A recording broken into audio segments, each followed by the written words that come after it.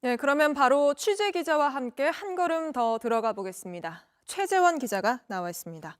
최 기자, 이미 해외에서는 구체화된 나라들이 있다고요? 네, 그렇습니다. 가장 구체화된 게 홍콩입니다. 홍콩 같은 경우에는 700만 명 정도 되는 18세 이상 영주권자 모두에게 150만 원 정도를 주기로 했습니다. 마카오도 44만 원 정도가 충전된 현금 카드를 주기로 했습니다.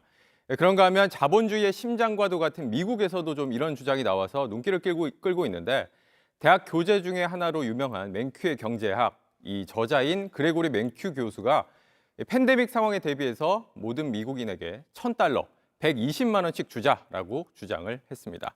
예, 그러니까 모든 국민들에게 현금을 나눠주자는 거잖아요. 우리도 찬반 의견들이 나오고 있죠. 그렇습니다. 특히 이 정치권에서 야당을 중심으로 반대 의견이 나오고 있는데 이건 영상으로 준비를 했습니다. 직접 보시죠. 네. 모든 일에는 우선순위가 있어야 합니다. 어디에 얼마나 쓸지 종합적으로 검토하고 가장 효과적인 방향에 투입돼야 합니다. 그러니까 잘 사는 사람, 못 사는 사람 가리지 않고 주는 건 안 된다라는 주장입니다. 조금 전 리포트에서 보셨던 김경수 지사 주장대로 모든 국민들에게 100만 원씩을 주려면 50조 원이 넘는 돈이 필요한데요.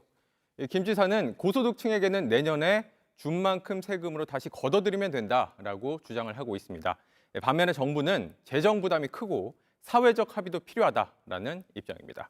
예, 그래서 피해가 큰 사람들, 그러니까 꼭 필요한 사람들만 주자는 이야기도 나오고 있잖아요. 전주시도 취약계층만 주겠다는 거고. 그렇습니다. 다만 그렇게 되면 좀 기본소득이다라고 부르기는 좀 어렵게 됩니다만 이 피해 지역 주민들 또 저소득층, 소상공인 중심으로 선별적으로 현금성 지원을 집중하자라는 목소리가 커지고 있습니다.